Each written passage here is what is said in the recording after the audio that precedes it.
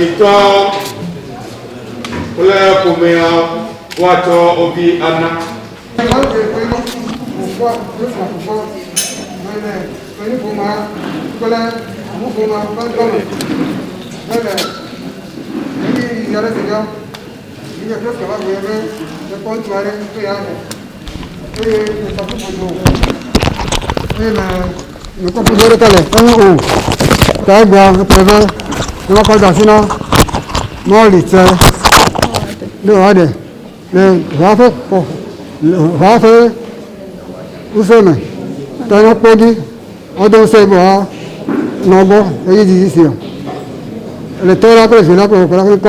Amen.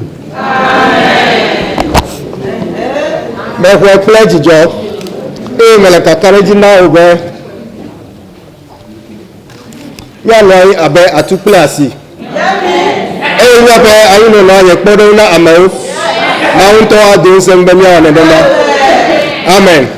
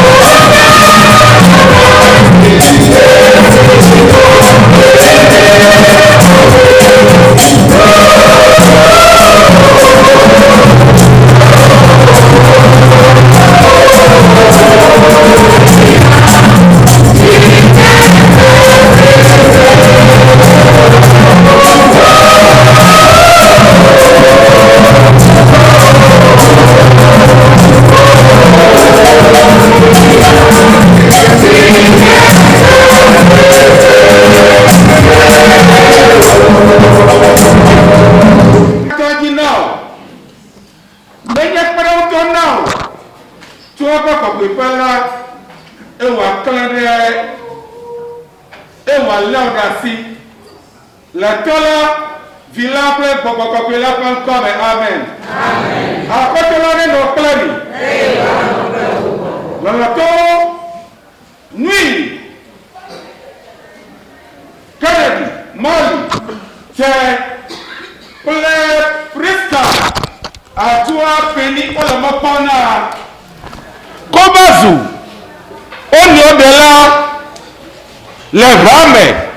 Abele yo la fonde gbe amlemae nukuru garo nye mi aba goto dro ye be ale yo wa pe mo ti ona onu ode mau na dere gbe na o mau na ira ro paso reji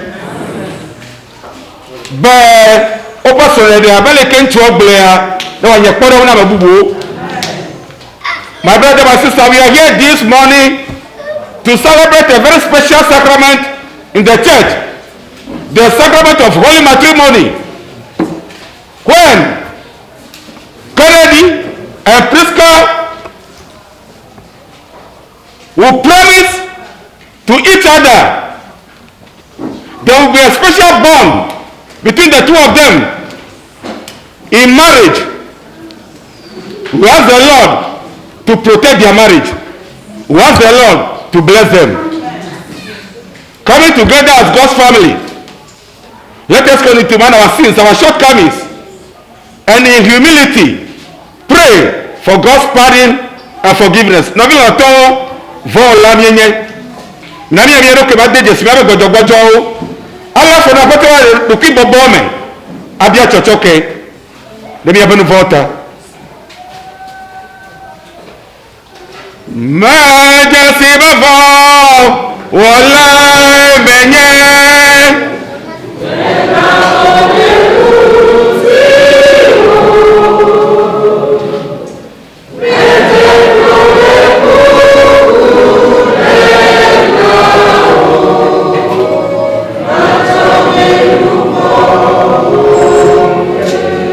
tato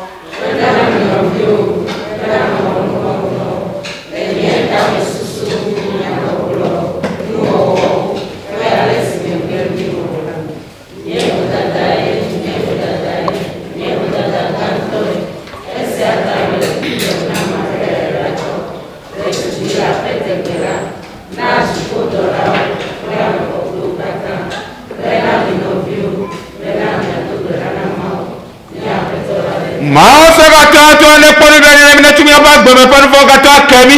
Ewa nyɔ dɔma kplɔ mi ɖe gbɛma vɔ la me. Dzoyi kɔkɔe abalị si Marko kɔkɔetɔ la ŋlɔ la ene.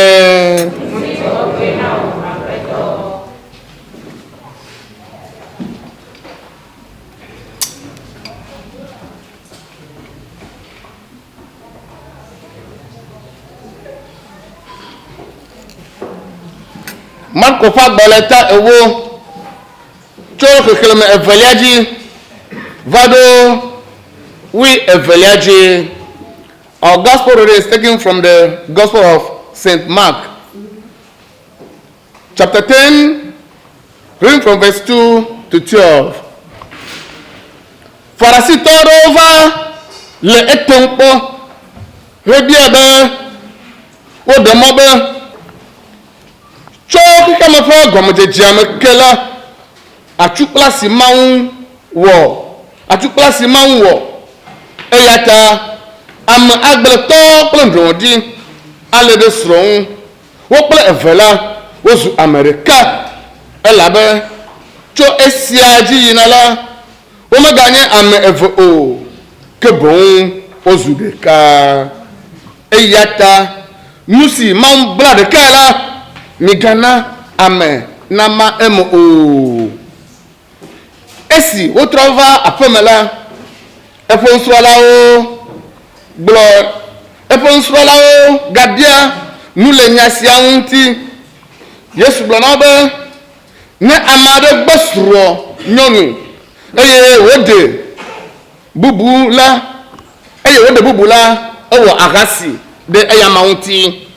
Nenema ke ne nyɔnu aɖe hã gbe srɔ̃ ŋutsu hede bubu la eya hã wɔ ahasi. Nɔvinye kristotɔwo, Aƒetɔ la ƒe nyanyui la ye. To nyanyui sia sema, mi ne miaƒe xɔse natsi ɖe edzi. Kafla tsi mianɔ anyi. Tso xexeme ƒe gɔmedzedzea me ke la atukpla si Mawu wɔ eya ta ame agbletɔ kple ndrɔ̃ɖi ale ɖe srɔ̃ ŋu wo kple eve la wozu ame ɖeka elabe tso esia dzi yina la womeganye ame eve o ke boŋ wozu ɖeka eya ta nu si Mawu bla ɖeka la migana ame nama eme o. Esi wotrɔ va aƒeme la eƒe nusrɔ̃lawo gabia nu le nya sia ŋuti. Yesu gblɔ na be ne ame aɖe gbe srɔ̃ nyɔnu eye wode bubu la ewɔ ahasi ɖe eyama ŋuti. Nenema ke ne nyɔnu aɖe hã gbe srɔ̃ ŋutsu hede bubu la eya hã wɔ ahasi. Nɔvinye kristotɔwo, Aƒetɔ la ƒe nyanyui la ye. To nyanyui sia sema, mi ne miaƒe xɔse natsi ɖe edzi. Egbe ƒe Mawu ƒe ta nye afɔkpa ke do ɖe si ke nye wòtɔ ŋutɔ ƒe afɔkpa ɖe. Afɔkpa ma enyi ɖe fi wòtɔ kplɔ kɔ yi. Eka afɔkpa dzi be me ka dzi ba dɔn kpɔ kɔ ɖe ʋu si me agbɔ si ke ma tso. Eka dzi be afɔkpa ma ɖe ele serviceable ne dui ɖe yazɔ me fie le be na afɔkpa ma ne me nenema wɔ ɖe eŋu akpo gbe ɖeka. Ne do afɔkpa ɖe agblɔ dzi le gbɔ gana le ke trɔ le me kɔ afɔkpa ɖe nye le me fia ɖe eŋu agbalo wo ma kpe o. Mauli, maintain your own, something that which belongs to you, your own, something that you have known, your own, something that you know and you rely on that thing. How serviceable that thing it is to you, you know it. My brother, maintain that. And that is this beautiful lady sitting beside you. Maintain her. So also, my dear sister, maintain this gentle, handsome, attractive looking young girl.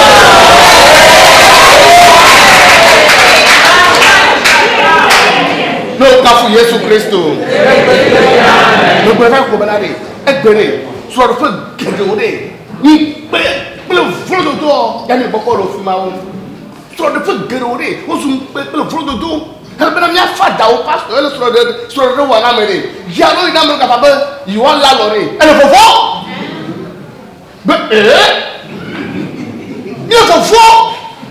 mi le fofo kake mo ko sebe no fi ne fe yo gbo ko ablani akablani ke iya kamala dan dona ni le gbe zikranto mo go doni benale afopa sikemi atonto mi nya mi zo afopa mi no dio likemi do mi nya le ka wole ni kareji ba akpolo mi akpolo be un pe ma no me le beni nous fa fere be fa se mo danilia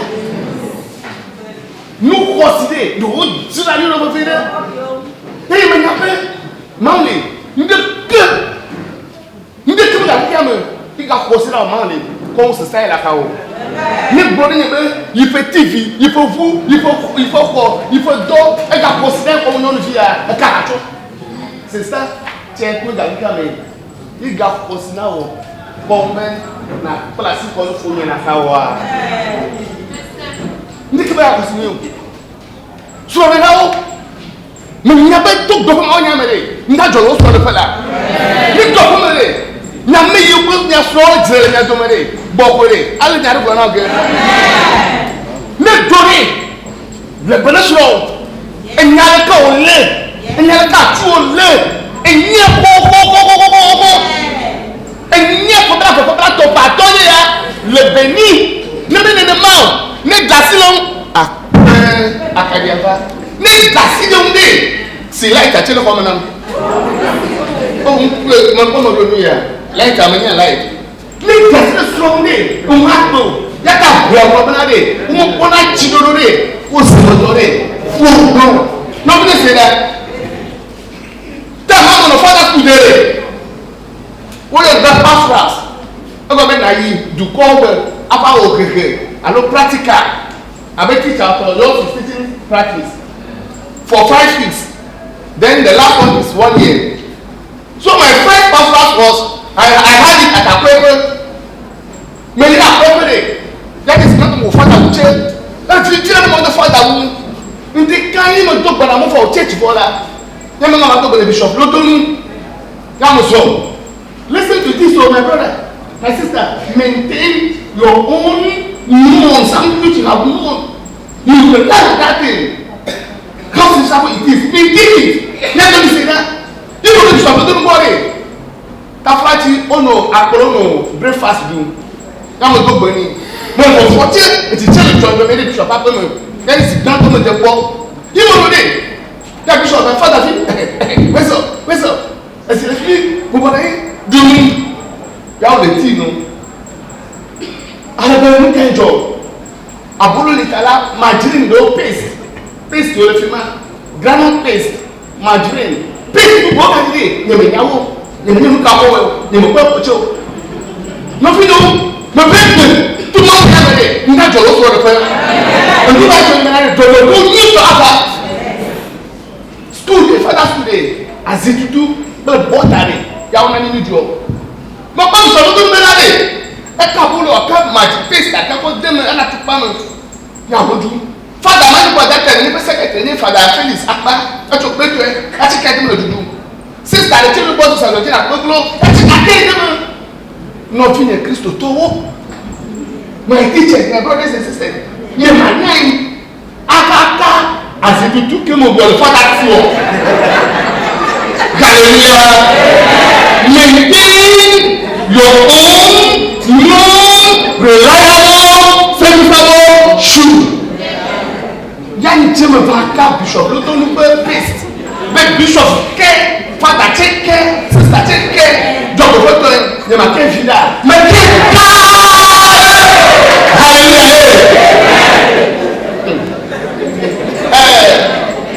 Malakou di c'est là. Donc ici manga kuno. Titi a ouvert banane. Ne po elani po kofone. E do macho.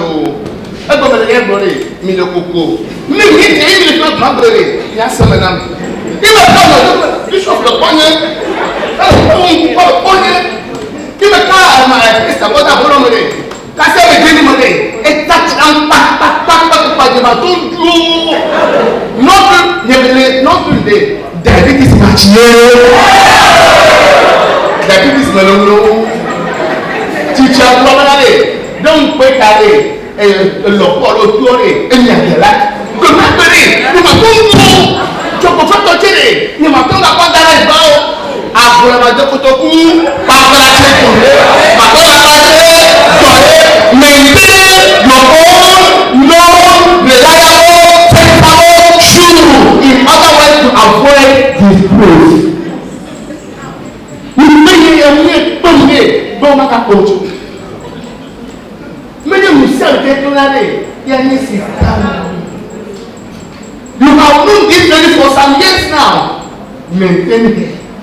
When you go to Finland, you see another lady doing herself like this, with this kind of places. My sister, my brother, that lady is a disgrace.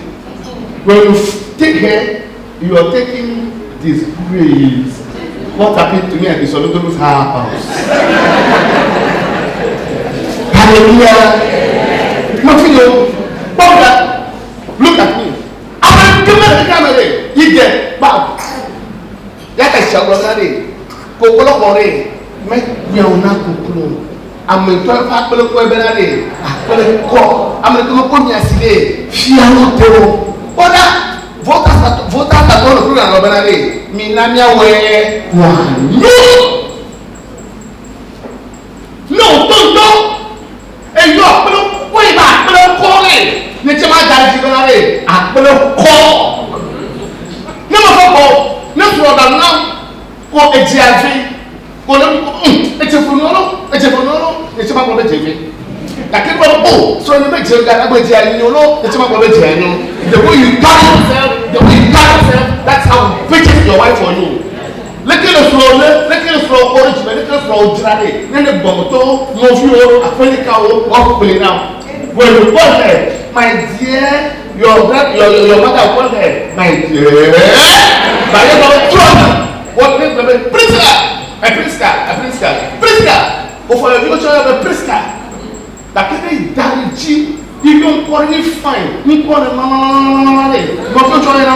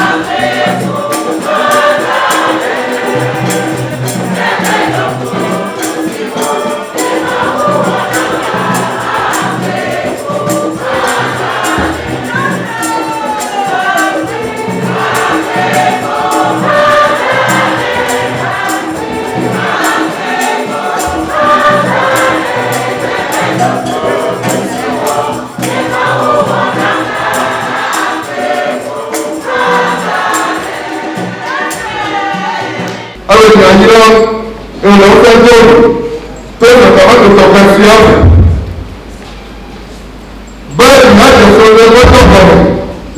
gbọ́dọ̀ ní ọmọ ọlọ́run ẹ̀yà jọ lẹ́gbà tó bẹ̀rẹ̀ tó dáwọn kú mọ́ lọ mọ̀lẹ́bí àbíyàn lùsì tẹ́lẹ̀ lẹ́bí àmì ọ̀dọ́ pé kọ́lẹ̀ mọ́ọ̀lù ṣe pẹ̀lẹ́ pírísà àjọ pẹ̀lú títí mọ̀lẹ́bí àbíyàn pé miọlọfà báyìí wà lóde sẹsẹ òkú kẹsàn rere ọdínlájí jíkìsí mọdọ mẹma hàn mẹlọ. mẹlọ. lẹ́yìn ìrẹsà ló pé yẹwọ́ ọ̀nà èyí wọn ní òkùnkùn yóò rẹ ó àbáṣọ ọ̀tún pẹ́ sọ̀rọ̀ náà wẹ́ni lẹ́yìn ọba kẹ̀kẹ́ ọgbẹ́jọ́ mẹma hàn. Melo. Melo.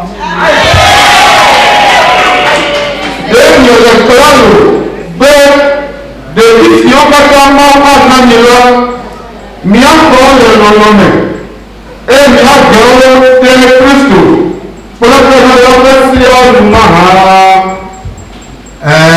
Melo. Melo. Fífíà ẹ̀fọ́ yẹn ní ọ̀fọ̀ dìkí bẹ́ miàgbẹ́ miàwọ́lá ẹ̀fọ́ wọn ní bẹ́ẹ̀ ní ọ̀fọ̀ lọ́nà bẹ́ẹ̀ fífíà lẹ́mọ́ ẹ̀fọ́ lọ́la fún mi. ọlọ́kẹ́ yà kẹ́ kírísítà àti wọn pè ní sílẹ̀kọ́ màláfíì àbẹ́sọ̀rọ̀ ọ̀nyọ́nu ẹ̀nẹ́ lẹ́ni ẹ̀kẹ́kẹ́ àhàlágbẹ́sí ànúmọ̀ àhà.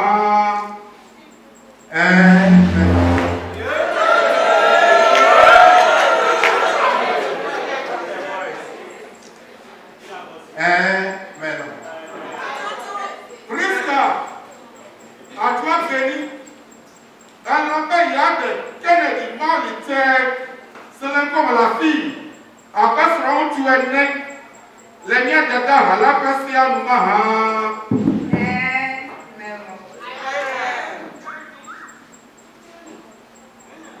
Aso Efi miedemi ọgbẹ didi fẹ yewu ade yi omi ọfia la mina si miana o eye mi ne fia le mma kple eƒe hala ŋkume be yewo lɔ faa. Mɛlɔbɛ o Priska adzɔ apɛyi n'anyɛ srɔ̃nyɛ mɛlɛ ŋgbɛ dom na wo bɛ madia nukɔrɛ na o le nyui kple vɔ me le dzidzɔ kple nuxaxa me le dɔlɛ yi kple lãmesẽ yi malɔ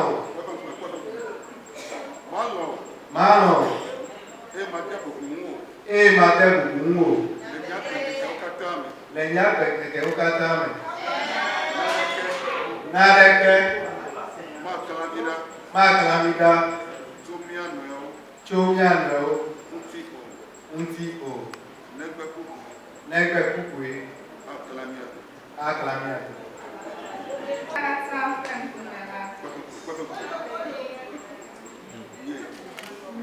Priska Atwafeni Mɛlɔbɛ wo Kennedy Mọ́ọ̀lì Kweku Che. N'anyɛ srɔ̃nyɛ. Mɛlɛŋgbɛ dom na wo bɛ. Madia nukpare na wo. Le nyui kple vɔ me. Le dzidzɔ kple nuxaxa me. Le dɔlɛ yi kple lãmesẽ yi. Malɔ. Eye made bubu ŋu o. Le nyagbe ŋkekewo katã me. Naneke makla mi ɖa tso mía nɔewo ŋuti o. Negbe kukue akla mía dome. Miete miaƒe nɔnɔ fafia le Mawu ƒe nya la ŋkume. Aƒetɔ nenyo dɔme ato ŋusẽ mi wà pẹ́pẹ́ ìrẹ́lẹ́ mi àti fún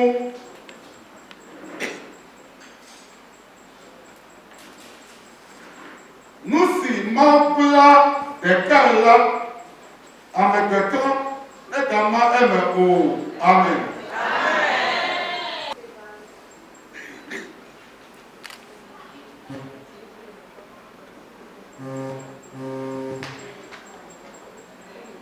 Lẹ́dẹ̀ká àwọn mẹ́pẹ́lẹ́ ni a fẹ́ dàsìkò ni a bá kọ̀mọ̀tọ́ pẹ́lẹ́ ni a kọ́ lọ́la ni ná ni a ta pẹ́nàmáwó. Wà mẹ́sì wọ̀rẹ̀ ká pẹ́lẹ́ ní tó Yéṣu Kristo mẹ́lá yìí àti gẹ̀ẹ́sì yàwó. Fífíà ẹyẹ nàná bẹ́ẹ̀ Kennedy pẹ́ Priska sí ó lẹ̀wọ́ tẹ́kẹ́ àṣílá. Nadi alukore na meo tebe. Amen. Amen. Praise God. Ajwa peni. Mele asigesi achona. Enye mi apeno. Let me have a quite di purchase. Letola. Blevila. Ma bleko kokola ben come. Amen. Malu kweche. Mele asigesi achom now. Enye mi apeno. Lenya pani kwale. Pages. Letola. Blevila. Baglebo kokola pen come. Amen. Lọ́lọ́ ti jọ mẹ́ tó mi ọdún ọlọ́rọ̀ mẹ́ abẹ́ Kristo pẹ́lẹ́pẹ́ hálà ní amen.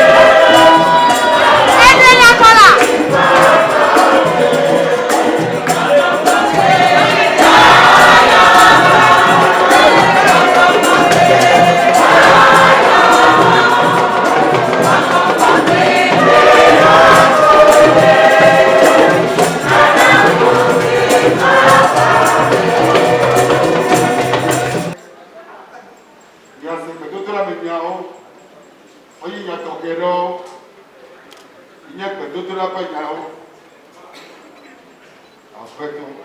Aƒetɔ. eyɔ mi ame eveawo Eyɔ mi ame eveawo. be miaɖo ƒome sia anyi Be miaɖo ƒome sia anyi. tsɔ wò amenuvenu na mi Tsɔ wò amenuvenu na mi. be wo lɔlɔ nakplɔ mi Be wo lɔlɔ nakplɔ mi. le miaƒe srɔ̃ɖegbenɔnyi Le míaƒe srɔ̃ɖegbenɔnyi. na miaƒe me Na míaƒe me. na nye teƒe si amewo akpɔ dzidzeme le Nanye teƒe si amewo akpɔ dzidzeme le. miaƒe aƒe nenɔ abe Míaƒe aƒe nenɔ abe Mawu ƒe aƒe ene Mawu ƒe aƒe ene. nenɔ ʋuʋu ɖi Nenɔ ʋuʋuɖi. ale be sitsoƒedzilawo Ale be sitsoƒedzilawo ƒe dzi nadze eme ƒe dzi nadze. fia mi ale si miakpe ɖe mia nɔewo ŋu Fia mí ale si míakpe ɖe mía nɔewo ŋu. azɔ le ŋkuwòme Azɔ le ŋkuwòme. awɔ wo lɔlɔ̃nu Awɔ wo lɔlɔ. le miaƒe agbenkekewo katã me Le míaƒe agbenkekewo katã me. atsɔ miaƒe susuwo Atsɔ míaƒe susuwo. aɖo ŋkume na wo Aɖo ŋkume na wo. abia wo kpekpeɖeŋu Abia wo kpekpeɖeŋu.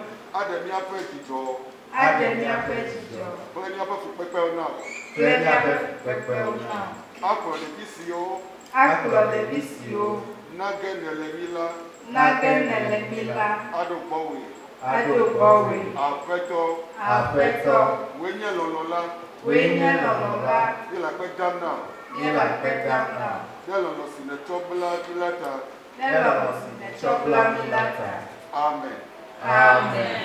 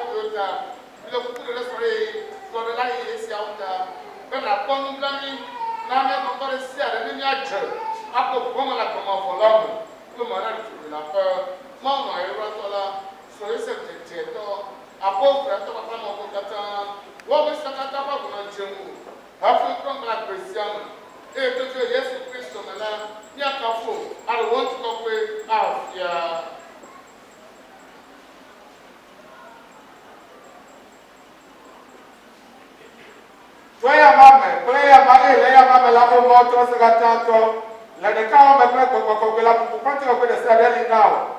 Tu m'as volé ma voix. Christ of Yama for the Calamiasi. For any other auto, Nami of Katari. Nami Katari of the one year passage, Jack of the Governor, Yakos.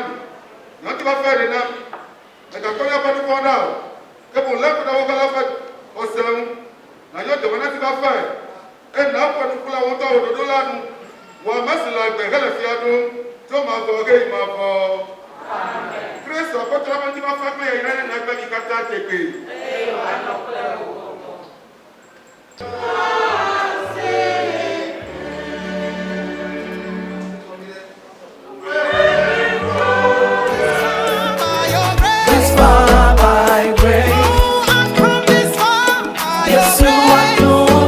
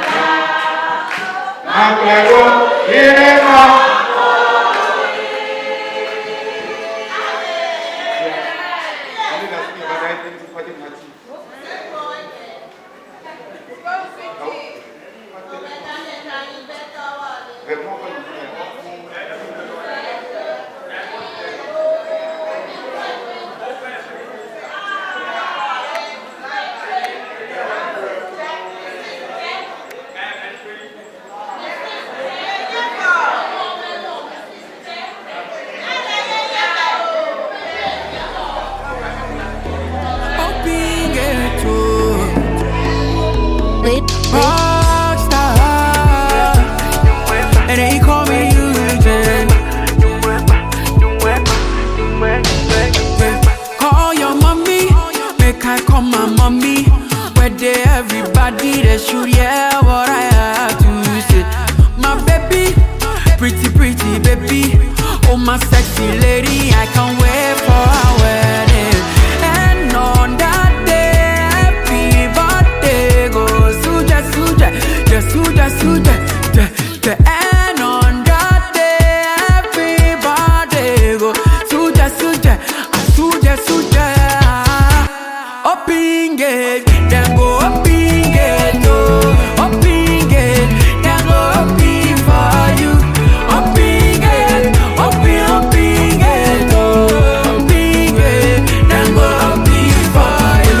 Sabe, conto mire, wele, sabe, conto mire, wele, sabe, conto mire, wele, sabe, conto mire, wele, sabe, conto mire, wele, sabe, conto mire, wele. For no, I no go tire for your love. We are together for better, for worse. I go to church, I join the choir for your love. I go carry cargo just to make you fine. Oh, if I don't get today, I'll come tomorrow. Even if I forgot, oh yeah. If I don't get today, I go make come tomorrow. Even if I forgot, oh yeah, baby. Very soon, open gate, then go open gate, oh, open gate, then go open for you. Open gate, open gate, oh, open gate, then go open for you. Sabe, conto mire, wele, sabe, conto mire, wele, sabe, conto mire, wele, sabe, conto mire, wele, sabe, conto mire, wele, sabe, conto mire, wele. Open gate, then go open gate, oh, open gate, then go open for you. Open gate, open gate, oh, open gate, then go open for you. They call you